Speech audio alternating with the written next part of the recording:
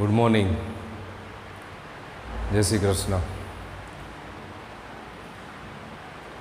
આજે આપણે ફિઝિક્સની અંદર ચેપ્ટર નંબર 4 શરૂ કરવાના છે। ચેપ્ટરનું નામ છે સમતલમાં ગતિ। ચેપ્ટરનું નામ છે સમતલમાં ગતિ। ખૂબ અગત્યનો ચેપ્ટર છે, થોડો પ્રેક્ટિકલી છે, સમજવાનો પ્રયત્ન કરવાનો સંપૂર્ણ રીતે। આગળ ઘણા બધા ચેપ્ટરોની અંદર પણ આનો ઉપયોગ આવે છે। અમુક જે પોઈન્ટ છે આના એ 11th બી છે, અમુક ચેપ્ટરોમાં અને 12th બી છે। એટલે આપણા માટે આ ચેપ્ટર છે એ ખૂબ અગત્યનો ચેપ્ટર છે। તો ચેપ્ટર નંબર 4 છે સમતલમાં ગતિ। ચેપ્ટર નંબર 4 સમતલમાં ગતિ। આ ચેપ્ટરની અંદર પહેલાં આપણે સદિશ વિશે વાત કરવાની છે। શેના વિશે વાત કરવાની છે? સદિશ। એ પહેલાં પણ આપણને ખ્યાલ છે કે ભૌતિક રાશિ એના બે પ્રકાર છે, અદિશ રાશિ અને સદિશ રાશિ। રાશિની અંદર બે ભાગ આપણે ભણવાના છે, અદિશ રાશિ અને સદિશ રાશિ। તો અદિશ રાશિ કોને કહેવાય? તો કે જે રાશિને દર્શાવવા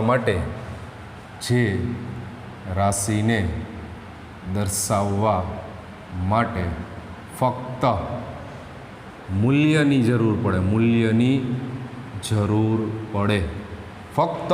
જરૂર પડે તેવી રાશિને શું કહેવામાં આવે છે? અદિશ રાશિ કહે છે।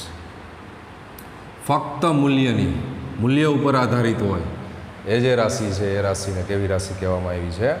અદિશ રાશિ। દાખલા તરીકે આપણે એક્ઝામ્પલ આપીએ તો કે દળ, કદ, સમય, અંતર, ઘનતા વગેરે, આ બધી જ પ્રવાહ, આ બધી જ કેવી રાશિઓ છે? અદિશ રાશિ છે, કે જેને ફક્ત મૂલ્ય હોય। દળ જે છે એ દાખલા તરીકે 50 kg, એને દિશાની જરૂર ન પડે, માત્ર શું દર્શાવે? મૂલ્ય દર્શાવે। કદ છે બરાબર છે તો કે આટલા લીટર, એ માત્ર મૂલ્ય દર્શાવે। સમય બરાબર છે, અંતર, ઘનતા, પ્રવાહ, એ ફક્ત માત્ર શું દર્શાવે? મૂલ્ય, દિશાની જરૂર નથી। એવી જે રાશિ છે એને કેવી રાશિ કહેવામાં આવે છે? અદિશ રાશિ। અને અદિશ રાશિ એ બીજગણિતના સામાન્ય ગુણધર્મને અનુસરે। સામાન્ય ગુણધર્મને એટલે મેં તમને બે દળ આપ્યા હોય, 50 kg અને 100 kg, તો એ બેનો સરવાળો થઈને કેટલા થઈ જાય? 150। સામાન્ય ગુણધર્મ એટલે સીધો સરવાળો તો સરવાળો, બાદબાકી તો બાદબાકી, એટલે એ બીજગણિતના કેવા ગુણધર્મ કહેવાય? સામાન્ય ગુણધર્મને અનુસરે છે। કોણ? અદિશ રાશિ। અદિશ રાશિ માત્ર ફક્ત મૂલ્ય હોય એવી જે રાશિ છે એને કેવી રાશિ કહેવામાં આવે છે? અદિશ રાશિ કહેવામાં આવે છે, બરાબર છે। દળ, કદ, સમય, અંતર, ઘનતા, પ્રવાહ, હજી એક હારે તાપમાન, આ બધી કેવી રાશિઓ છે? અદિશ રાશિ। તો હારે વ્યાખ્યા આપવાની છે હવે આપણે સદિશ રાશિ। સદિશ રાશિ કોને કહેવાય?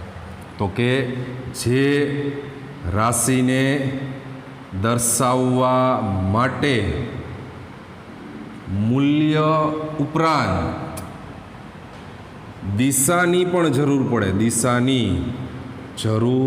પડે, તેને કેવી રાશિ કહેવામાં આવે છે? સદિશ રાશિ। આ સદિશ રાશિની વ્યાખ્યા થઈ ગઈ। મૂલ્ય તો છે જ, ઉપરાંત અહીંયા શેની જરૂર પડે છે? દિશાની પણ જરૂર પડે એવી જે રાશિ છે એને કેવી રાશિ તરીકે ઓળખવામાં આવે છે? સદિશ રાશિ તરીકે ઓળખવામાં આવે છે। દાખલા તરીકે સ્થાનાંતર, વેગ, પ્રવેગ, બળ વગેરે, આ બધી જે રાશિઓ છે એ કેવી રાશિઓ છે? સદિશ રાશિ। સ્થાનાંતર એટલે આપણે ચોક્કસ દિશામાં સ્થાનાંતર જ કરવું છે, એટલે દિશાનું પણ સૂચન કરે. મૂલ્ય તો હોય, હારે હારે દિશા પણ હોય. વેગ કઈ દિશામાં દોડે છે, બરાબર છે. પ્રવેગ બળ, આ દિશામાં આટલું બળ લાગે છે, તો એને દિશા પણ છે અને મૂલ્ય પણ છે, એને કેવી રાશિ કહેવામાં આવે છે? સદિશ રાશિ કહેવામાં આવે છે. તો સદિશ રાશિ છે એ સદિશ રાશિ એ સદિશના બીજગણિતના નિયમોને અનુસરે છે. સદિશના જે નિયમ છે એ પ્રમાણે, આની જેમ નહીં સીધો સરવાળો તો સરવાળો, બાદબાકી તો બાદબાકી, એ સામાન્ય ગુણધર્મ કહેવાય. અહીંયા આપણે સદિશના જે બીજગણિતના નિયમ છે એને અનુસરે છે. કોણ? તો કે સદિશ રાશિ. એટલે કેવી રીતે સરવાળો બાદબાકી એ આપણે આગળ ભણવાનું આવશે. અત્યારે ખાલી સદિશના બીજગણિતના નિયમોને અનુસરે છે. તો આ શબ્દ થઈ ગયો અદિશ રાશિ. તો આપણને ખ્યાલ હોવો જોઈએ સદિશ રાશિ કોને કહેવાય, અદિશ રાશિ કોને કહેવાય, બરાબર છે. બે ટોપિક કમ્પ્લીટ થઈ ગયા, અદિશ રાશિ અને સદિશ રાશિ. એકદમ સરળતાથી સમજી શકાય. તો આને રિલેટેડ આપણને સ્વાધ્યાયમાં એક બે દાખલાઓ આપેલા છે કે જેની અંદર તમારે ઓળખવાનું છે કે કઈ રાશિ અદિશ રાશિ છે અને કઈ રાશિ સદિશ રાશિ છે. ત્યાર પછી સમજવા માટે હવે આપણે આગળની બાજુએ વિચારીએ તો આપણે સદિશ રાશિ ઉપર જ આગળ વધવાનું છે. તો સદિશ રાશિમાં પહેલો શબ્દ આવે સદિશની અંદર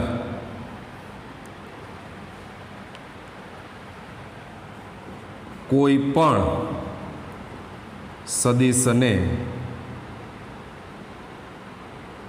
દર્શાવવા માટે તીરની નિશાની કરવામાં આવે છે. તીરની નિશાની કરવામાં આવે છે. દાખલા તરીકે સદિશનું નામ છે એ અને એને સદિશ વડે દર્શાવવું છે એટલે ઉપર એક તીર દોરવામાં આવે, એટલે આને બોલાય સદિશ એ વેક્ટર, સદિશ બી વેક્ટર, સદિશ પી ક્યુ વેક્ટર. એમાંય કહીએ કે ફોર એક્ઝામ્પલ આપણે તમને એક સદિશ આપીએ, આ બિંદુ પી છે, આ બિંદુ ક્યુ છે, બે બાજુ તીર ન આવે તો આ બિંદુનું નામ છે પૂછ અને આનું નામ છે શીર્ષ. જે બાજુ તમે તીર દોરો છો એને કહેવાય શીર્ષ અને એનું ઓપોઝિટ જે છે ને પૂછ. તો આ પૂછ કહેવાય અને કહેવાય શીર્ષ. તો સદિશ બોલવું હોય તો પી ક્યુ વેક્ટર કહેવાય અને આ સદિશને હું એ વેક્ટર કહી દઉં તો પી ક્યુ વેક્ટર બરાબર હું લખી શકું એ વેક્ટર પણ લખી શકું. તો સદિશને દર્શાવવા માટે એની સંજ્ઞા ઉપર શું દર્શાવવામાં આવે છે? તીર. હવે ટેક્સ્ટ બુકમાં જે સદિશ આપણને દર્શાવ્યો છે એને ઘાટા અક્ષર વડે દર્શાવે, એના અક્ષર ઘાટા બોલ્ટ કરેલા હોય, તીર નો દોરેલું હોય. હું બધે જ હું દોરીશ તી. દાખલા તરીકે વેગ છે તો વેગ આ વી ઘાટો લખેલો હોય, એને બદલે આપણે શું દર્શાવશું? માથે તીર. આ બેયનો મતલબ એક જ છે. ટેક્સ્ટ બુકમાં આ બોલ્ટ ઘાટો અક્ષર કરેલો છે એ સદિશ બતાવે. ઘાટો અક્ષર એ શું બતાવે છે? સદિશ. અને ઘાટો અક્ષર ના કરવો હોય તો ઉપર તીર બતાવી દો તો એ શું બતાવે છે? સદિશ. એટલે સદિશને દર્શાવવા માટે ઉપર સહી નિશાની કરવામાં આવે છે, તીરની નિશાની કરવામાં આવે. તો આ સદિશ માટેની અંદરથી બે વ્યાખ્યાઓ બીજી આપણે આપીએ છીએ, સ્થાન સદિશ અને બીજો શબ્દ છે સ્થાનાંતર સદિશ. સ્થાન સદિશ કોને કહેવાય? સ્થાન સદિશની આપણે વ્યાખ્યા આપવી હોય, કોઈ નિશ્ચિત બિંદુને અનુલક્ષીને, કોઈ નિશ્ચિત બિંદુને અનુલક્ષીને, કોઈ નિશ્ચિત બિંદુને અનુલક્ષીને અન્ય બિંદુ કે કણના સ્થાનને જોડતો સદિશ શું કહેવાય? સ્થાન સદિશ. આ સ્થાન સદિશની વ્યાખ્યા થઈ ગઈ. કોઈ નિશ્ચિત બિંદુને અનુલક્ષીને અન્ય બિંદુ કે કણના સ્થાન. ફોર એક્ઝામ્પલ આ એક્સ અક્ષ છે અને આ એક આપણે કહીએ છીએ વાય અક્ષ. હવે આની અંદર કોઈ એક નિશ્ચિત બિંદુ છે એને આપણે ઓ કહી દઈએ છીએ અને એ સિવાયનું એ કોઈ અન્ય બિંદુ અથવા કણનું સ્થાન એને હું કહી દઉં છું પી. આ બેયને જોડતો સદિશ, આ બેયને જોડતો સદિશ. પૂછમાંથી બરાબર છે સદિશ દોર્યો આપણે, તો આ છે એનું પૂછ કહેવાશે અને આ છે એનું શું કહેવાશે? શીર્ષ. તો આને બોલવું હોય તો સદિશ શું બોલી શકાશે? OP vector. અને એ બે વચ્ચેના અંતરને તમે બરાબર છે આર કહી દો તો એ ઓપી વેક્ટર બરાબર સદિશ લખવું હોય તો શું લખી શકાય? આર વેક્ટર પણ લખી શકાય. તો આ સ્થાન સદિશની વ્યાખ્યા થઈ. કોઈ નિશ્ચિત બિંદુ કે અન્ય બિંદુને જોડતો જે સદિશ છે એ કણનો શું કહેવામાં આવે છે? સ્થાન સદિશ. ખ્યાલ આવી ગયો? સ્થાન સદિશ ઓપી વેક્ટર. શીર્ષ અને પૂછ આ બેને જોઈન્ટ કરી દો બરાબર. આ શીર્ષ અને આ પૂછ, જે બાજુ તીર છે એને શું કહેવાય? પૂછ બરાબર છે. અને તીર વગરનો જે ભાગ છે એને શું કહેવાય? શીર્ષ. તો આના આધારે બીજો પોઈન્ટ આવે સ્થાનાંતર સદિશ. ખૂબ અગત્યનો પોઈન્ટ સ્થાનાંતર સદિશ. તો સ્થાનાંતર સદિશ કણના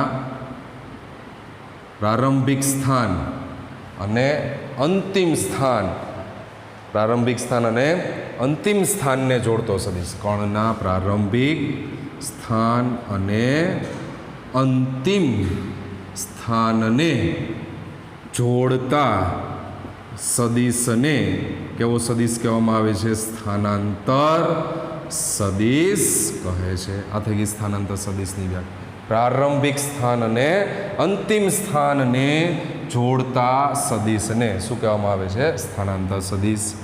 સમજાવીએ આપણે એની અંદર પણ. આ એક કણ છે એ આ રીતે ગતિ કરે છે.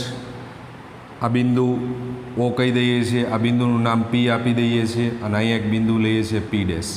ઓ અને પીને જોડવું એટલે આપણને એક સ્થાન સદિશ ઓપી વેક્ટર, અને ઓ અને પી ડેશને જોડવું એટલે આ બીજો સ્થાન સદિશ ઓપી ડેશ વેક્ટર. બે સ્થાન સદિશ થયા. તો ટી બરાબર 0 સમયે કણ અહીંયા હતો અને ટી બરાબર ટી સમયે ગતિ કરીને ક્યાં પહોંચી જાય છે? અહીંયા. તો એ સ્થાનાંતર મારે કેવું હોય? તો એ સ્થાનાંતર દર્શાવવું હોય તો કેટલું સ્થાનાંતર એને કર્યું કહેવાય? આટલું સ્થાનાંતર કર્યું કહેવાય.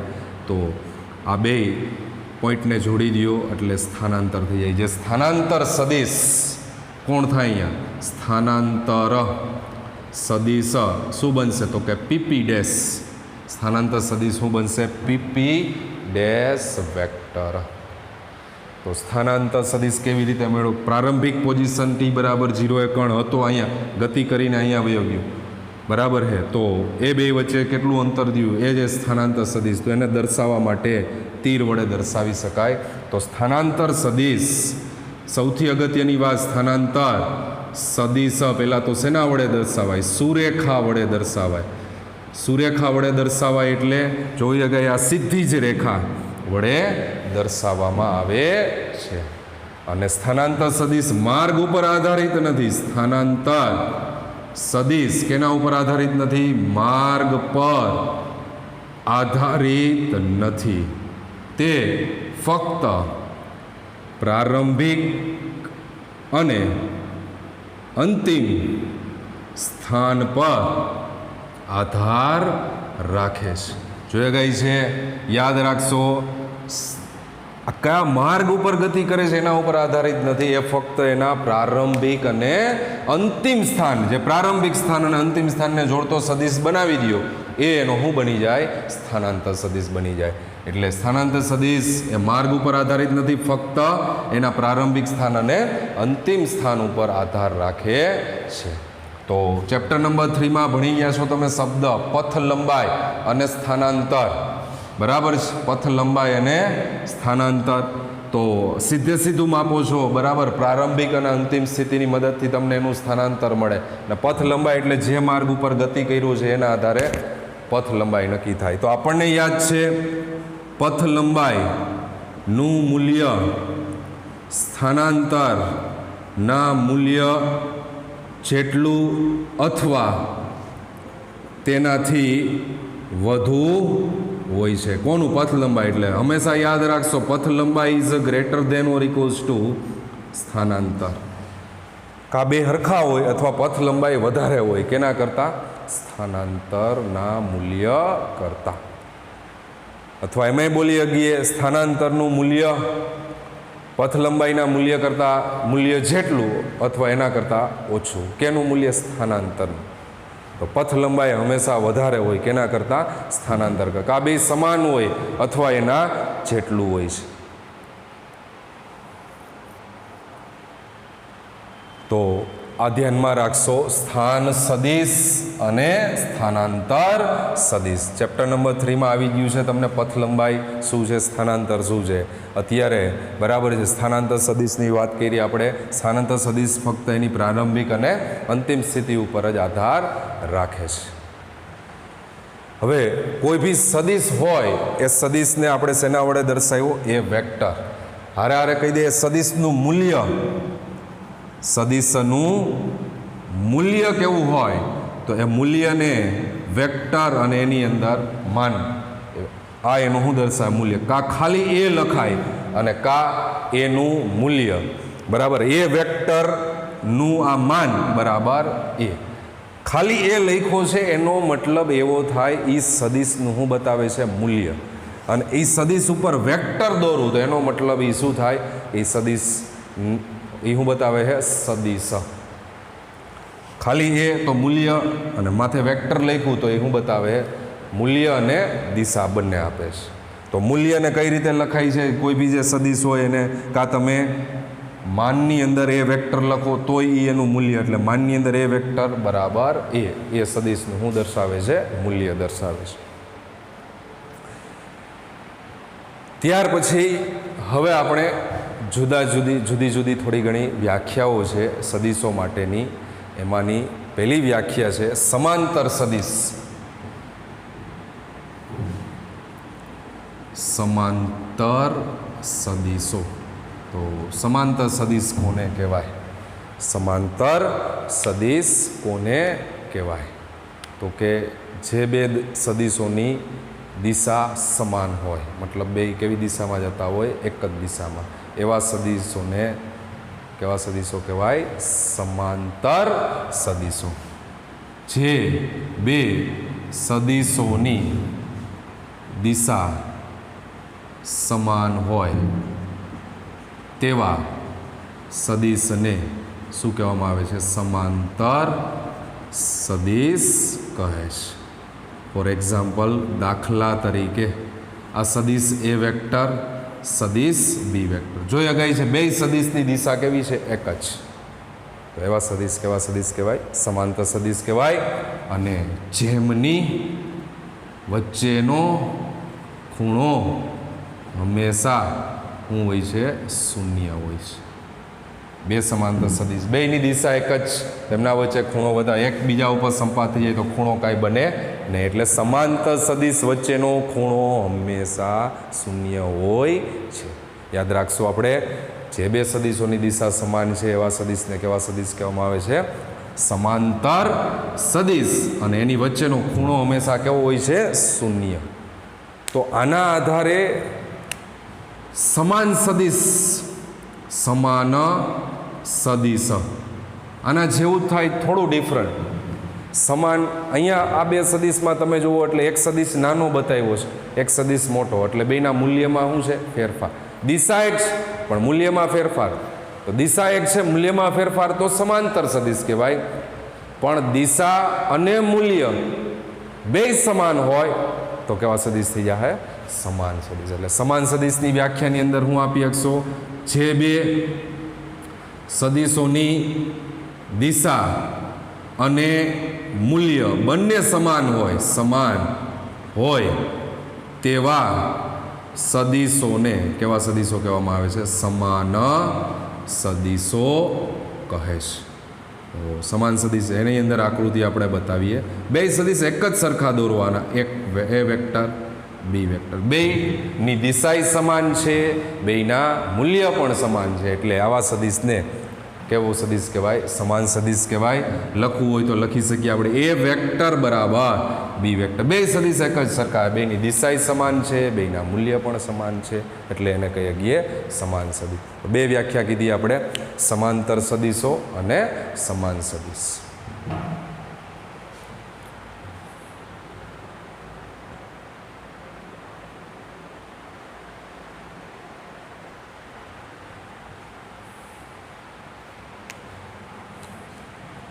ત્યાર પછીની વ્યાખ્યા છે આપણી સામે પ્રતિ સમાંતર સદીશો. સમાંતર સદીશ ભણ્યા, ત્યાર પછી પ્રતિ સમાંતર સદીશો.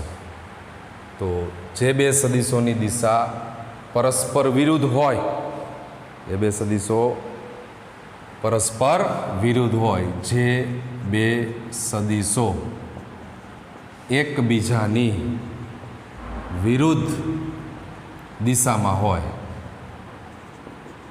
તેવા સદીશને શું કહેવામાં આવે છે? પ્રતિ સમાંતર સદીશો કહે છે. અને પ્રતિ સમાંતર સદીશો વચ્ચેનો ખૂણો કેટલો હોય છે? 180 હોય. જેમ સમાંતરમાં 0 એમ પ્રતિ સમાંતરમાં ખૂણો કેટલો હોય છે? 180. દાખલા તરીકે આપણે એક્ઝામ્પલમાં આ એક સદીશ એ વેક્ટર અને આ બીજો સદીશ બી વેક્ટર, બેયની દિશા તમે જો એકબીજાની કેવા છે? ઓપોઝિટ. તો આનો ખૂણો આપણે ડિસાઇડ કરવા જઈએ, બરાબર, અહીંથી આ રીતે આ સદીશ ફોર એક્ઝામ્પલ એ વેક્ટર અને આ સદીશ બી વેક્ટર, તો ખૂણો ડિસાઇડ કરો. બે એકબીજાની વિરુદ્ધ દિશામાં છે, તો ખૂણો જે છે એ અહીંથી સ્ટાર્ટ કરો તો આ ખૂણો કેટલો બને? 180. એટલે બે સદીશ વચ્ચેનો ખૂણો છે એ વિરુદ્ધ દિશા, સમાંતર પ્રતિ સમાંતર સદીશ વચ્ચેનો ખૂણો કેવો હોય તો એ કેટલો કયા ગાહે? 180. અને સમાંતર સદીશ વચ્ચેનો ખૂણો કેવો હોય તો કેટલો કયા ગાહે? 0. તો એના આધારે બીજી વ્યાખ્યા બની જાય વિરોધી સદીશો. વિરોધી સદીશો, વિરોધી સદીશ કેને કહેવાય? તો કે જે બે સદીશોની દિશા એકબીજાથી વિરુદ્ધ પરંતુ મૂલ્ય સમાન હોય તેવા સદીશો કેવા કહેવાય? વિરોધી સદીશ કહેવાય. તો વિરુદ્ધ દિશાના શું કહેવાય? સદીશ કહેવાય.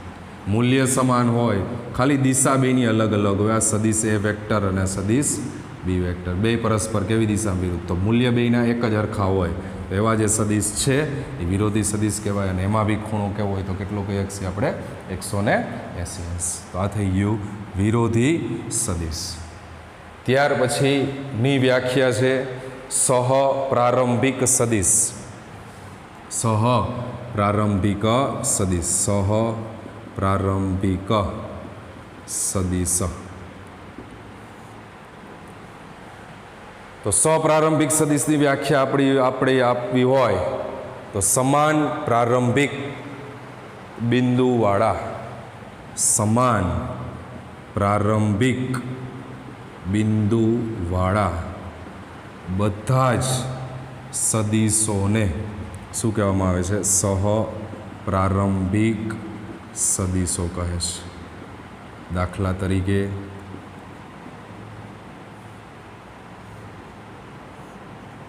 સદીશ એ વેક્ટર, સદીશ બી વેક્ટર, સદીશ સી વેક્ટર. વ્યાખ્યા પ્રમાણે સમાન પ્રારંભિક બિંદુ, બધાનું પ્રારંભિક બિંદુ કેવું છે? જો આ સદીશ અહીંથી નીકળો, આ સદીશ આ સદીશ આ, બધાનું પ્રારંભિક બિંદુ કેવું છે? સમાન. તો એવા જે સદીશ છે એને શું કહેવામાં આવે છે? સહપ્રારંભિક સદીશ. નામ જ છે પ્રારંભિક, તો બધાનું પ્રારંભિક બિંદુ કોમન હોય એને શું કહેવામાં આવે છે? સહપ્રારંભિક સદીશ. ત્યાર પછી છે સમરેખીય સદીશો. સમરેખીય સદીશો એક જ રેખામાં આવેલા સદીશોને, એક જ રેખામાં આવેલા સદીશોને, એક જ રેખામાં આવેલા સદીશોને શું કહેવામાં આવે છે? સમરેખીય સદીશો કહે છે. અને સમરેખીય સદીશો વચ્ચેનો ખૂણો, સમરેખીય સદીશો વચ્ચેનો ખૂણો 0 કે 180 હોય છે. કા 0 હોય છે કે 180 હોય છે. કેવી રીતે સમજાવી દઈએ? પણ સમરેખીય સદીશ વચ્ચેનો ખૂણો 0 અથવા તો 180 હોય છે. દાખલા તરીકે આપણે વિચારીએ, એની અંદર બે સદીશ એક જ દિશામાં જાય છે, એક જ રેખામાં આવેલા હોય. જો તો આ એક પોઝિશન થાય. આ બે વચ્ચેનો ખૂણો તમે વિચારો તો કેટલો કહેવાય? 0 અંશ. સમજાય છે? એ જ રીતે બીજી શક્યતા એના કરતાં ઓપોઝિટ વિચારો. આપણને એવું બતાવે કે બે કેવી દિશામાં જાય છે, એક જ દિશામાં. તો આની અંદર પણ ખૂણો કેટલો કહીએ ગયા આપણે 180. બે સદિશ કેવી દિશામાં છે, એક જ દિશામાં. આમ આની અંદર વિચારીએ તો બે સદિશ એક જ રેખામાં પણ એકબીજાની કેવા છે, ઓપોઝિટ. તો ખૂણો કેટલો થઈ જાય 180. આ ખૂણો મપાય, આ ખૂણો થઈ જાય 180. એવી રીતે ચોથી શક્યતા બે એકબીજાથી ઓપોઝિટ જતા હોય તો બી ખૂણો કેટલો થઈ જાય 180. તો એક જ રેખામાં આવેલા આ જે સદિશ છે એ સદિશોને કેવા સદિશ કહેવામાં આવ્યા છે, સમરેખીય સદિશો. તો સમરેખીય સદિશ વચ્ચેનો ખૂણો કાં તો 0 હોય છે ને કાં તો કેટલો હોય છે, 180 અંશ હોય છે. પછીની વ્યાખ્યા છે સમતલીય સદિશ. બહુ સિમ્પલ છે, લખતા નથી. એક જ સમતલમાં આવેલા સદિશો હોય એવા જે સદિશ છે એને શું કહેવામાં આવે છે, સમતલીય સદિશ કહેવામાં. એક જ સમતલમાં આવેલા સદિશોને કેવા સદિશો કહેવામાં આવ્યા છે, સમતલીય સદિશો. ત્યાર પછીની વ્યાખ્યા શૂન્ય સદિશ. જે સદિશનું મૂલ્ય શૂન્ય હોય તેવા સદિશને શું કહેવામાં આવે છે, શૂન્ય સદિશ કહે છે. જેનું મૂલ્ય શૂન્ય હોય એવા સદિશને શું કહેવાય, શૂન્ય સદિશ. હું લખું ભાઈ એ વેક્ટર બરાબર 0 વેક્ટર. મતલબ આ સદિશનું મૂલ્ય કેવું હોય, તો મૂલ્ય એટલે કા માન કા ખાલી એ બરાબર હું લખી શકું 0. તો આવો જે સદિશ છે એ કેવો સદિશ કહેવાય, શૂન્ય સદિશ. શૂન્ય સદિશને દિશા હોતી નથી, યાદ રાખશો. શૂન્ય સદિશને દિશા હોતી નથી. શૂન્ય સદિશને દિશા હોતી નથી. તો સમાન મૂલ્યના અને પરસ્પર વિરુદ્ધ દિશામાંના સદિશોને પણ કેવા સદિશ કહેવાય, શૂન્ય સદિશ. કારણ કે સમાન મૂલ્યના એટલે એક સદિશ એ વેક્ટર અને વિરુદ્ધ દિશા તો બીજો સદિશ માઇનસ એ વેક્ટર. તો જવાબ આપણને શું મળી જાય, શૂન્ય. જે સદિશ છે એના જેવો જ સદિશ. તો બે સદિશના મૂલ્ય સમાન અને માઇનસ કર્યા એટલે એ વિરુદ્ધ દિશા થઈ. તો A vector minus A vector બરાબર શું થઈ જાય, 0.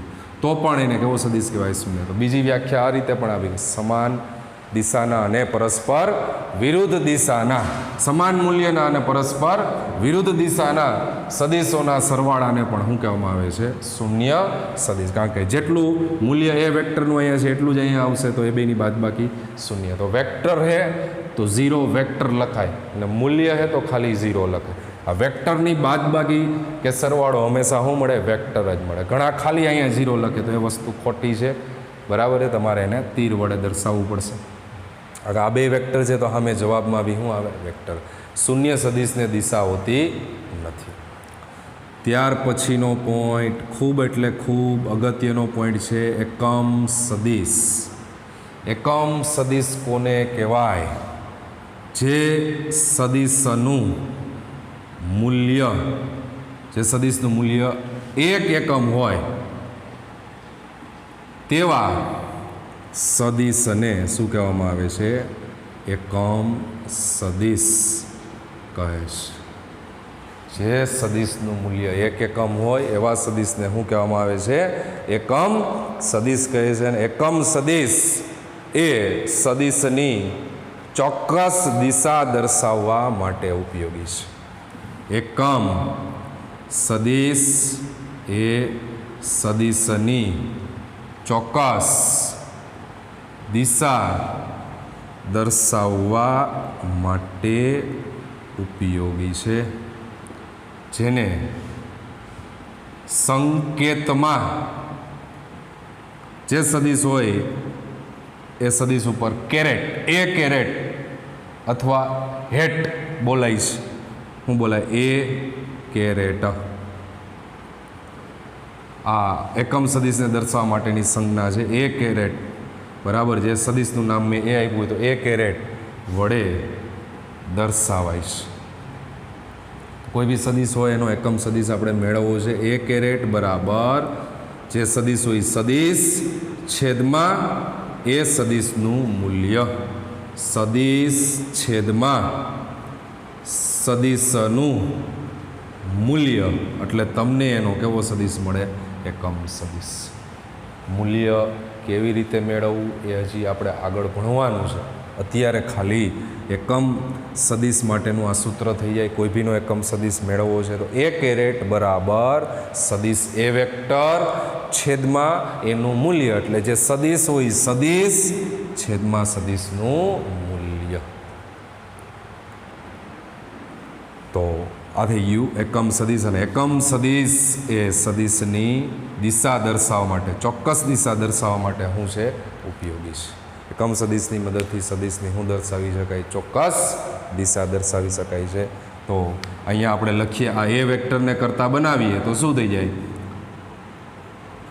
એ ઇન્ટુ એ કેરેટ. જોઈ ગઈ ને, આને કરતા બનાવો તો આ પદ અહીંયા ગુણાઈ જશે. તો આ એ કેરેટ એ શું બતાવે છે? તો કે સદિશની દિશા બતાવે છે. એ કેરેટ એ શું બતાવે છે? સદિશની દિશા. અથવા આને આપણે ખાલી એ પણ લખીએ તો એ ઇન્ટુ શું લખી શકાય?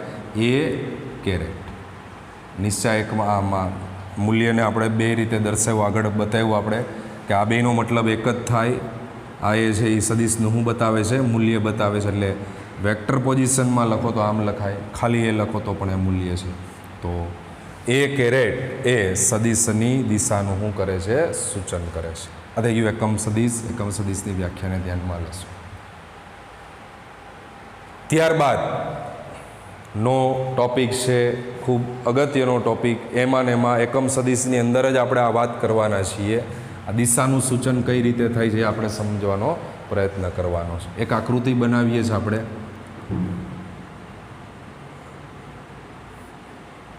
આ એક્સ અક્ષ, આ વાય અક્ષ અને આ ઝેડ અક્ષ.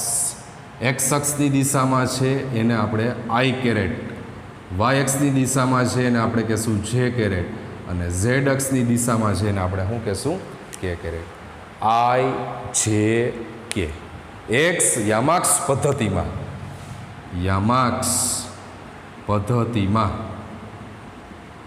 એક્સ વાય ઝેડ અક્ષની દિશા અનુક્રમે શું હોય છે? આઈ જે કે. આ ફિક્સ જ છે. એક્સ અક્ષની દિશામાં કહું તો એની દિશા મારે લખવી ને તો આઈ કેરેટ કહેવાય. વાય અક્ષની દિશા માટે કહું તો જે કેરેટ કહેવાય. ને ઝેડ અક્ષની દિશા માટે કહું તો કે કેરેટ કહેવાય. મતલબ આ એક સદિશ જ છે. અને આ કેવો સદિશ છે? એકમ સદિશ, જેનું મૂલ્ય કેટલું થાય? આઈ કેરેટ, જે કેરેટ, કે કેરેટ. આ બધાના મૂલ્ય કેવા થાય? એક જ થાય. આઈનું મૂલ્ય એક, જેનું મૂલ્ય એક. તો જ આ બરાબર છે એકમ સદિશની અંદરની વાત કરીએ છીએ. ને ત્રણેય સદિશ આઈ જે કે ત્રણેય સદિશો એકબીજાને પરસ્પર લંબ હોય છે. ત્રણે ત્રણ સદિશો છે એ એકબીજાને પરસ્પર કેવા હોય છે? લંબ. મતલબ એક્સ ઈ વાયને લંબ, વાય ઈ ઝેડને લંબ અને ઝેડ ઈ એક્સને લંબ. મતલબ ત્રણેય વચ્ચે બબે વચ્ચેનો જે ખૂણો છે એ કેટલો બને? 90. એટલે ત્રણેય સદિશ એકબીજાને પરસ્પર લંબ હોય છે. એક્સ અક્ષની દિશામાં બોલું તો આઈ કેરેટ કહેવાય, વાય અક્ષની દિશામાં બોલું તો જે કેરેટ કહેવાય, ઝેડ અક્ષની દિશામાં બોલું તો કે કેરેટ કહેવાય. દાખલા તરીકે હું એમ બોલું, એક્સ અક્ષની દિશામાં 5 ન્યૂટન બળ લાગે છે તો મારાને સંજ્ઞા બળ માટેની સંજ્ઞા આવશે એફ. એટલે એફ વેક્ટર બરાબર 5 ન્યૂટન એટલે 5 ન્યૂટન કઈ દિશામાં? એક્સ અક્ષની દિશામાં. તો શું લખાય? 5 આઈ કેરેટ. આઈ કેરેટ એ શું દર્શાવે છે? તો કે એની દિશા. આઈ કેરેટની મદદથી મને ખાલી આઈ કેરેટ લખ્યું તો હું એમ કહું કે ભાઈ એક્સ અક્ષની દિશામાં કેટલું બળ લગાડે? 5 ન્યૂટન. તો 5 આઈ કેરેટ ન્યૂટન. તો આ સદિશ થઈ ગયું. જો આનું મૂલ્ય લખવું હોય બરાબર છે તો ખાલી એફ બરાબર 5 ન્યૂટન થઈ જાય. સદિશ છે તો એફ વેક્ટર. આઈ કેરેટ એ એની શું દિશાનું સૂચન? તો આપણે કીધું આઈ કેરેટ એ શું આપે છે? એની દિશાનું સૂચન કરે. આપણે કીધું ને એ કેરેટ એ શું દર્શાવે છે? ચોક્કસ દિશા. તો આઈ કેરેટ મતલબ એ ચોક્કસ થઈ ગયો. આઈનો મતલબ થઈ ગયો એ એક્સ અક્ષની દિશામાં જ છે, વાય કે ઝેડની દિશામાં. ક્લિયર થાય? બીજું એક્ઝામ્પલ હજી આપણે કહીએ ભાઈ. દાખલા તરીકે હજી એક એક્ઝામ્પલ બીજું લઈએ. વાય અક્ષની દિશામાં, વાય અક્ષની દિશામાં 2 મીટર ચાલે છે, 2 મીટર વાય અક્ષની દિશામાં, એટલે આ સ્થાનાંતર સદિશ થયો. સ્થાનાંતર એટલે ડિસ્પ્લેસમેન્ટ. તો ડિસ્પ્લેસમેન્ટ માટે આપણે શું લખશું? D vector. તો વાય અક્ષની દિશામાં 2 મીટર, તો 2 મીટર ને વાય અક્ષની દિશામાં એટલે થાય 2j કેરેટ. હું એમ કહું ઝેડ અક્ષની દિશામાં 2 મીટર બરાબર છે, તો શું થઈ જાય? 2k caret. એક્સ અક્ષની દિશામાં આઈ કેરેટ, વાય અક્ષની દિશામાં જે કેરેટ અને ઝેડ અક્ષની દિશામાં કે કેરેટ. એટલે એ આપણને ખ્યાલ આવી જાય. હવે આઈ છે કે એ દિશાનું સૂચન કરે છે. આઈ એકમ સદિશ છે, જે પણ એકમ સદિશ છે, અને કે પણ એકમ. એનું મૂલ્ય હંમેશા કેટલું હોય છે? 1 એકમ જ હોય છે. હવે અહીંયા પણ આ ડી, તો આ ડીનું મૂલ્ય કેવું હોય તો ખાલી શું કહેવાશે? 2 મીટર કહેવાય. બરાબર છે. અને વેક્ટરની દિશામાં લખો, સદિશની રીતે લખો તો લખવું પડે કઈ દિશામાં લાગે છે? વાય અક્ષની દિશામાં એટલે જે કેરેટ. આ કઈ દિશામાં? એક્સ અક્ષની દિશામાં એટલે આઈ કેરેટ. આવું જ આપણે કેના માટે વિચારીએ છીએ? કે કેરેટ માટે વિચારીએ છીએ. તો અહીંયા આ જુદી જુદી બેઝિક વ્યાખ્યાઓ છે. વ્યાખ્યાઓ ટેક્સ્ટબુકની અંદર આપેલી નથી, પણ આ બધા કન્સેપ્ટ આપણને ખબર હોવી જોઈએ. તો જ આપણે આમાં જે આગળ અભ્યાસ કરવાનો છે સદિશની અંદર, એ સદિશની અંદર આપણને ખ્યાલ આવશે. એટલે આપણે તમને તમામ વ્યાખ્યાઓ ભણાવી દીધી છે. એ બધા શૂન્ય સદિશ, એકમ સદિશ આપ્યા છે. આવી બધી સિમ્પલ આ જે વ્યાખ્યાઓ છે એ વ્યાખ્યાઓને પણ આપણે ધ્યાનમાં લેવાની છે, કારણ કે આપણે એનો ઉપયોગ આવે તો ત્યારે ઓટોમેટિકલી આપણને ખબર પડી જાય.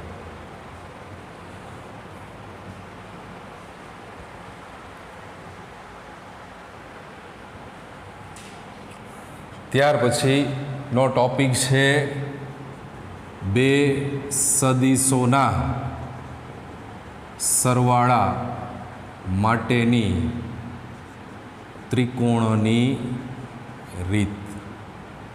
બે સદિશના સરવાળા માટેની ત્રિકોણની રીત. પણ એ પહેલાં દાખલા તરીકે બે સદિશ આપ્યા હોય તો એમનો સરવાળો કરવો છે તો કઈ રીતે કરી શકીએ એ પણ આપણે અહીંયા હારે હારે ઉલ્લેખ આપી દઈએ છીએ. બરાબર છે. પછી આપણે ત્રિકોણની રીતની ચર્ચા કરીએ. ફોર એક્ઝામ્પલ, આપણી પાસે એક સદિશ એ વેક્ટર બરાબર 2i કેરેટ 3j કેરેટ અને 4k કેરેટ. મતલબ એક સદિશ એક્સ અક્ષની દિશામાં 2, વાય અક્ષની દિશામાં 3 અને ઝેડ અક્ષની દિશામાં 4. અને બીજો સદિશ બી વેક્ટર બરાબર -i caret 7j caret plus 3k caret. આવી આપણી પાસે આવા બે સદિશ છે. તો આપણને એમ કહેવામાં આ બે સદિશનો સરવાળો કરો તો A vector plus B vector. તો સરવાળામાં કંઈ નથી. આઈનો આઈ સાથે સરવાળો, જેનો જે સાથે અને કેનો કે સાથે. તો શું થઈ જાય? 2i અને -i એટલે થઈ જાય 2i - i. આઈનો આઈ સાથે. એવી જ રીતે જેનો જે સાથે 3j પ્લસ 7j અને 4k પ્લસ 3k. તો જવાબની અંદર આપણને બેમાંથી એક જાય તો એક આઈ કેરેટ, 3 ને 7 10j કેરેટ અને 4 ને 3 7k કેરેટ. આ થઈ ગયો બે સદિશોનો સરવાળો. આ બેઝિક સરવાળા માટેની આ બેઝિક, બરાબર, સીધો જ સરવાળો કેવી રીતે? બેઝિક રીત છે સીધો સરવાળો. આઈનો આઈ સાથે, જેનો જે સાથે, કેનો કે સાથે. હવે ટેક્સ્ટ બુક હોય તો અહીંયા આપણે લખ્યું a x i caret, a y j caret, a z k caret. અને સદિશ બી છે તો b x i caret, b y j caret અને બી ઝેડ કે કેરેટ. તો હવે અહીંયા સરવાળો કરવો છે એટલે આનો નવો સદિશ શું બનશે? આપણે વિચારીએ તો A vector plus B vector બરાબર તો એ x plus B x i caret. એવી જ રીતે A y plus B y j caret અને એવી જ રીતે A z plus B z k caret. તો વસ્તુ સેમ જ છે. આમાં મેં મૂલ્ય બતાવ્યા છે, આમાં અચળાંક બતાવ્યો છે. બરાબર, બે વસ્તુ મૂલ્ય લીધા તો તમને સરળતાથી ખ્યાલ આવી. આ થઈ ગયો બે સદિશનો સરવાળો. હવે તમે એ પ્લસ બી મેળવો કે બી પ્લસ એ મેળવો, એનાથી કોઈ ફેર ના પડે. પહેલાં બી લખો ને પછી એ લખો તો અહીંયા શું થઈ જવાનું? તો કે b x plus a x i caret, b y plus a y j caret અને b z plus a z k caret. કાંઈ જવાબમાં કોઈ ફેર પડે નહીં. એટલે હું લખી શકું એ વત્તા બી બરાબર બી વત્તા એ, જે ક્રમના નિયમનું પાલન કરે છે. મતલબ સદિશનો સરવાળો છે એ ક્રમના નિયમનું શું કરે છે? પાલન કરે છે. આ જ રીતે a પ્લસ બી, હવે એની ગણતરી નહીં બતાવીએ આપણે. સી બરાબર a vector plus B vector plus C vector, જે જૂથના નિયમનું પાલન કરે છે. તો સદિશનો સરવાળો છે એ ક્રમના નિયમનું પાલન કરે છે અને જૂથના બે બાજુ સરખી જ થાય. તમે એ બીનો સરવાળો કરીને એને સીમાં ઉમેરો, બી અને સીનો સરવાળો કરીને એમાં ઉમેરો તો જવાબમાં કોઈ નો ફેર પડે. એટલે સદિશનો સરવાળો છે એ ક્રમના નિયમનું પાલન કરે છે અને જૂથના નિયમનું પાલન કરે છે. આ ડાયરેક્ટ આપણને સદિશ આપ્યા હોય તો એનો સરવાળો કેવી રીતે થાય એના માટેની વાત છે. હવે આપણે બરાબર છે જે ચર્ચા કરવાની છે બરાબર છે એ સદિશના સરવાળા માટેની ત્રિકોણની રીત. તો એ ત્રિકોણની રીતની વાત કરવાની છે. આપણી પાસે એક સદિશ એ વેક્ટર અને આ બીજો સદિશ છે એ શું છે? બી વેક્ટર. આને બોલાય, આપણે કીધું તમને, શીર્ષ, અને આને બોલાય ઉચ્ચ. બરાબર છે, સોરી, પૂછ અને શીર્ષ. તીરવાળો જે ભાગ છે એ શું બતાવે છે? શીર્ષ, અને તીર સિવાયનો જે ભાગ છે એ શું બતાવે છે? પૂછ. તો આ જે છે એ ત્રિકોણની રીત. ત્રિકોણની રીતની અંદર બરાબર છે પ્રથમ સદિશ, આ પહેલો સદિશ એ વેક્ટર છે, એના શીર્ષ ઉપર બીજા સદિશનું પૂછ. બીજા સદિશ, આ બીજો સદિશ છે એનું શું આવવું જોઈએ? પૂછ. આ બીજા સદિશનું શું આવે? પૂછ. બરાબર ધ્યાનથી સાંભળજો, બોલું છું. ત્રિકોણના સરવાળાની રીતમાં પ્રથમ સદિશના શીર્ષ પર આ બીજા સદિશનું શું આવી જાય? પૂછ. એટલે આ બીજો સદિશ બી વેક્ટર. અને એ બેયનો પરિણામી સદિશ, એ બેયનો પરિણામી સદિશ દોરવો છે તો પૂછ હારે પૂછ અને શીર્ષ હારે શીર્ષ. આ પૂછ હારે પૂછ અને આ શીર્ષ હારે શીર્ષ. આ એ બેયનો શું આપે છે? પરિણામી સદિશ આપે છે, જેને આપણે શું લખી શકીએ? એ વેક્ટર પ્લસ બી વેક્ટર. અને રિઝલ્ટન્ટ વેક્ટર છે એટલે એનું નામ આર વેક્ટર બરાબર એ vector plus B vector. R vector બરાબર એ વેક્ટર પ્લસ બી વેક્ટર. બહુ સરળ વાત છે. ત્રિકોણની રીતની અંદર પ્રથમ સદિશનું જે શીર્ષ હોય એના ઉપર બીજા સદિશનું હું મૂકી દો? પૂછ. અને એ બેયને જોડતો પરિણામી સદિશ જ્યારે બતાવો છો ત્યારે પૂછ હારે પૂછ, શીર્ષ હારે શીર્ષ. એનો કેવો સદિશ આપે? પરિણામી સદિશ. આર વેક્ટર બરાબર એ વેક્ટર પ્લસ બી વેક્ટર. તો આ થઈ ગઈ ત્રિકોણની રીત, સદિશના સરવાળા માટેની ત્રિકોણની રીત. સદિશ ગમે તેમ આપેલા હોય આડા અવડા બરાબર, આપણને એમ થાય આમ આપેલું છે બરાબર છે, સદિશ બીજો સદિશ આ રીતે આપેલો છે તોય મૂકી શકાય. આ સદિશ એ વેક્ટર, આ સદિશ બી વેક્ટર. પહેલો સદિશ એ વેક્ટર, એના શીર્ષ ઉપર બીજાનું શું આવવું જોઈએ? પૂછ. આ રીતે આપેલું છે, આ રીતે બતાવી. આ થઈ જાય બી વેક્ટર. તો એનો પરિણામી દોરવા જાય તો પૂછ હારે પૂછ, શીર્ષ હારે શીર્ષ. આ એનો પરિણામી આર વેક્ટર બરાબર એ વેક્ટર પ્લસ બી વેક્ટર. તો A vector plus B vector, પૂછ હારે પૂછ, શીર્ષ હારે શીર્ષ. એનો કેવો સદિશ બતાવે છે? પરિણામી સદિશ.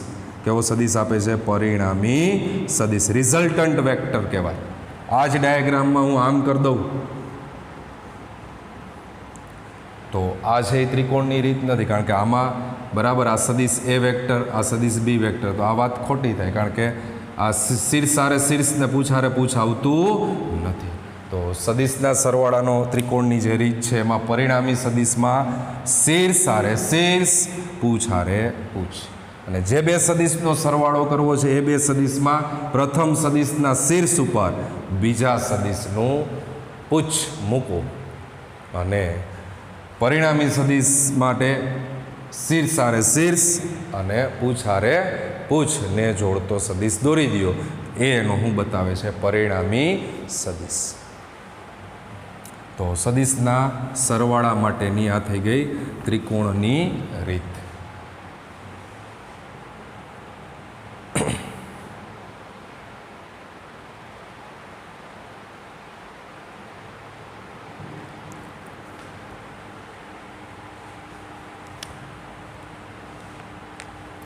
ત્યાર પછી એમાં હારે ટોપિક આપી દઈએ છીએ. પછી હજી આમાં આગળ ચર્ચા કરવાની છે, પણ એના માટે આ ટોપિક આપણને ખબર હોવી જોઈએ. દ્વિપરિમાણમાં સદિશનું વિભાજન. દ્વિપરિમાણમાં સદિશનું વિભાજન. દ્વિપરિમાણ એટલે એક્સ અક્ષ અને વાય અક્ષ. દ્વિપરિમાણ એ આવે ત્રિપરિમાણ. પહેલાં આજે ખાલી આપણે હજી દ્વિપરિમાણમાં ચર્ચા કરશું. આ એક સદિશ છે જેનું નામ છે ઓપી વેક્ટર. બરાબર, સદિશ ઓપી વેક્ટર. સદિશને કહી દઈએ છીએ આપણે એ વેક્ટર. હવે સદિશ ઓપી વેક્ટરે એક્સ અક્ષની દિશા સાથે, દાખલા તરીકે દિશા સાથે થીટા કોણ બનાવે છે. કેટલો ખૂણો બનાવે છે? થીટા. એટલે આ જે ખૂણો છે એને આપણે શું કહી દઈએ છીએ? થીટા. સદિશ ઓપી વેક્ટરે એક્સ અક્ષ સાથે કેટલો ખૂણો બનાવે છે? થીટા. હવે આ બિંદુ પી માંથી આ એક્સ અક્ષ ઉપર લંબ દોરું છું અને આ વાય અક્ષ ઉપર હું દોરું છું લંબ. એક્સ અક્ષ ઉપર લંબ દોરું છું. આ બિંદુનું નામ એમ, આ બિંદુનું નામ હું આપી દઉં છું એમ. એક્સ અક્ષ ઉપર લંબ દોર્યો, વાય અક્ષ ઉપર લંબ દોર્યો. બરાબર છે. પી માંથી કેના ઉપર? એક્સ અક્ષ ઉપર અને વાય અક્ષ ઉપર આપણે શું દોર્યો? લંબ દોર્યો. તો પીએમ લંબ ઓએક્સ અને પીએન લંબ વાય. તો આ જે ઓએમ છે એને એક્સ અક્ષ પરનો પ્રક્ષેપ કહેવાય. OM ને એક્સ અક્ષ પરનો શું કહેવાય? પ્રક્ષેપ. અને આ ON ને વાય અક્ષ પરનો શું કહેવાય? પ્રક્ષેપ. શું કહેવાય? બરાબર. આ OM ને કયા અક્ષ ઉપર છે? એક્સ અક્ષ. એટલે એક્સ અક્ષ પરનો પ્રક્ષેપ. અને ON કયા અક્ષ ઉપર છે? વાય અક્ષ. તો એને વાય અક્ષ પરનો પ્રક્ષેપ. તો અહીંથી શું શીખવાનું છે? આપણે આના બે ઘટક વિચારવાના છે આપણે. થીટા, જેની સાથે, જે સદિશની સાથે થીટા ખૂણો બનતો હોય, બરાબર, એ એનો એક્સ ઘટક. કેવી રીતે આપણે સાબિત કરીને બતાવી દઈએ? તો બરાબર, આકૃતિમાં આ કાટકોણ ત્રિકોણ છે. બરાબર છે. તો કાટકોણ ત્રિકોણમાં આ થીટા છે એની કઈ બાજુ થાય? આ સામેની બાજુ. આ કઈ બાજુ થાય? પાસેની બાજુ. અને આ કોણ થાય? કર્ણ. આવું તો આપણે 10મા ધોરણમાં ભણી ગયા છે.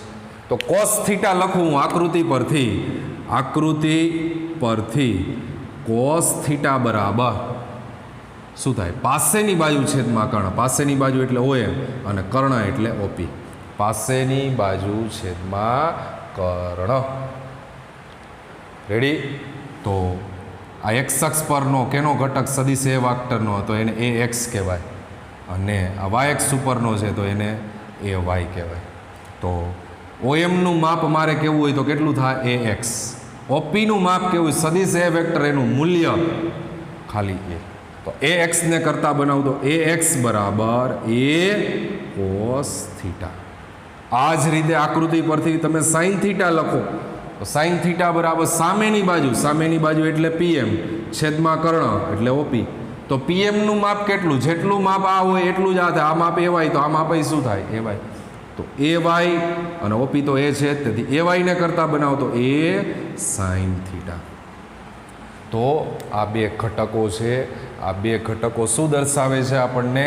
જેની સાથે થીટા ખૂણો બને એનો એક્સ ઘટક કહેવાય, અને જેની સાથે એ સિવાય થીટા ખૂણા સિવાયનો જે ભાગ વાયક્ષ પરનો ભાગ છે, બરાબર, એનો વાય ઘટક કહેવાય. એટલે બે ઘટકો મળે. કોઈ બી સદિશ હોય ને એના બે ઘટક. દાખલા તરીકે હું બી વેક્ટર લખું તો એના બી વેક્ટર આ થીટા ખૂણો હોય તો એનો એક ઘટક આ બી કોસ થીટા થાય અને બીજો ઘટક શું થાય? બી સાઇન થીટા.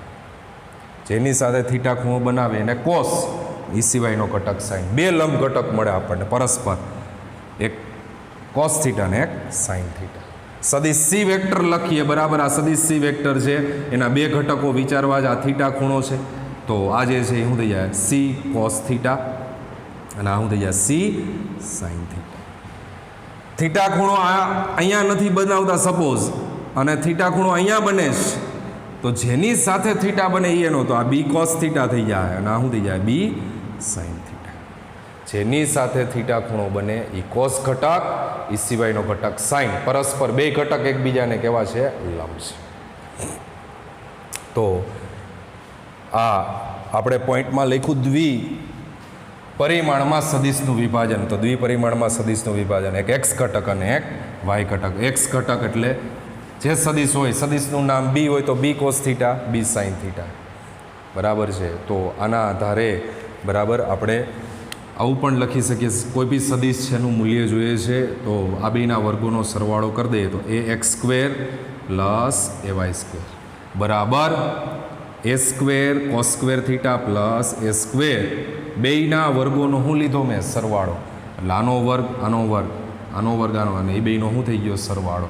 બરાબર. અહીંયા એ સ્ક્વેર કોમન આવી જાય તો કોસ સ્ક્વેર થીટા વત્તા સાઇન સ્ક્વેર થીટા, અને cos square theta plus sine square theta એટલે 1 થઈ જાય. તેથી મને સમીકરણ શું મળે? A x square plus a y square બરાબર એ સ્ક્વેર. તો આ મેઇન સમીકરણ છે. એટલે કોઈ બી સદિશ એ બરાબર કોઈ બી સદિશનું મૂલ્ય જોઈશ તો લખી શકાય એ બરાબર a x square plus a y, x ઘટકનો વર્ગ વત્તા વાય ઘટકનો વર્ગ. આના આધારે એ બરાબર વર્ગમૂળ કાઢી નાખો, સામે વર્ગમૂળ દે એક્સ. દાખલા તરીકે તમને એક સદિશ એ વેક્ટર બરાબર 3i પ્લસ 4j આવું આપેલું છે. તો આ એક્સ ઘટક અને આ વાય ઘટક, જે કેરેટી વાય ઘટક, એક્સ કેરેટી આઈ કેરેટી. તો આનું મૂલ્ય જોતું હોય તો આ સીધું આના ઉપરથી ખબર પડી જાય. આને એ એક્સ કહેવાય, આને એ વાય કહેવાય. તો શું થઈ જાય? 3નો વર્ગ વત્તા 4નો વર્ગ બરાબર 9 વત્તા 16 બરાબર 25નું વર્ગમૂળ 5. એટલે આ સદિશનું મૂલ્ય છે એ કેવું હોય તો કેટલું કહેવાય? આ જે સદિશ એનું મૂલ્ય કેવું હોય તો 5 એકમ.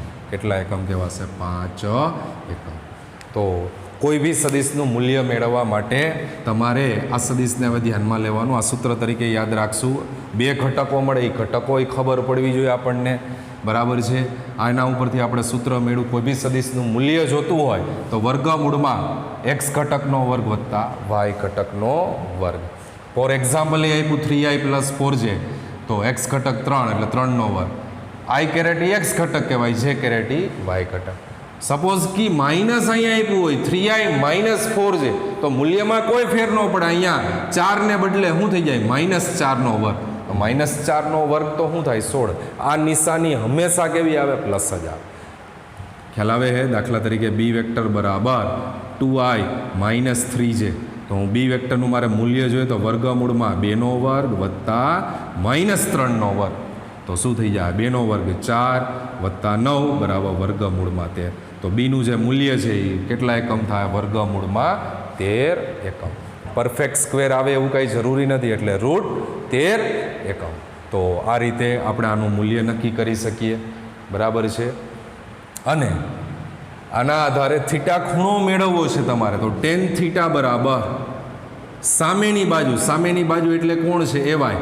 પાસેની બાજુ એટલે કોણ? એક્સ. એ વાયના છેદમાં એક્સ. અને થીટા બરાબર tan inverse A y upon A x. આવી ખૂબ અગત્યનું સૂત્ર થાય. જેટલા બી સૂત્ર કહીએ છીએ રાઉન્ડ કર્યા બરાબર 1, 2, 3 અને 4. આખું દ્વિપરિમાણ માટેના સદિશનું વિભાજન બરાબર આપણે તમને સમજાવ્યું. આ ઘટક કેવી રીતે બને છે. બરાબર છે. એ ઘટક લીધા આપણે, લંબ ઘટકો છે, એકબીજાને લંબ છે. જેની સાથે થીટા ખૂણો બને એને કોસાઇન ઘટક કહેવાય, અને એ સિવાયનો જે ઘટક છે એ એનો સાઇન ઘટક કહેવાય. તો આટલું આપણા મગજમાં ફિટ કરવાનું છે. બેઝિક આજના લેક્ચરમાં બેઝિક આખી થિયરી જ છે. હજી આ થિયરી કમ્પ્લીટલી વ્યવસ્થિત લખવી, એક વખત ધ્યાનથી સમજવાનો પ્રયત્ન કરવાનો. હજુ આપણે બીજો લેક્ચર લીધા પછી આની પ્રેક્ટિસ આપશું. આની અંદર કયા ટાઈપના MCQ બને, બરાબર છે, કયા ટાઈપના સમ આવે આની અંદર, એ ચર્ચા પછી કરીશું. હજી આપણે ત્રિકોણના રીતની ખાલી આપણે બેઝિક વાત જ કરી છે. આ સરવાળો કેવી રીતે થાય, હજુ આમાં આપણે ડીપમાં આગળ ચર્ચા કરવાની બાકી છે. એ હવે આપણે આના પછીના નેક્સ્ટ લેક્ચરમાં ચર્ચા કરીશું. તો પહેલો લેક્ચર આપણે આજે કમ્પ્લીટ કરીએ છીએ. સમતલમાં ગતિ, વ્યવસ્થિત બધી વ્યાખ્યાઓ સમજી લેવી, જે પોઈન્ટ સમજાવ્યા એ પોઈન્ટને સમજવાનો પ્રયત્ન કરવાનો છે. સરવાળો કેવી રીતે થાય એ હજી આપણે સમજાવ્યું. બાદબાકી વિશે હજી આપણે ચર્ચા કરી નથી, એ હજુ બધું બાકી છે. બરાબર છે ને. દ્વિપરિમાણમાં સદિશનું વિભાજન કેવી રીતે સમજાવ્યું એ પણ સમજવાનો પ્રયત્ન કરશો. જેની સાથે થીટા ખૂણો બને એ કોસ ઘટક, એ સિવાયનો જે ઘટક છે એ વાય ઘટક.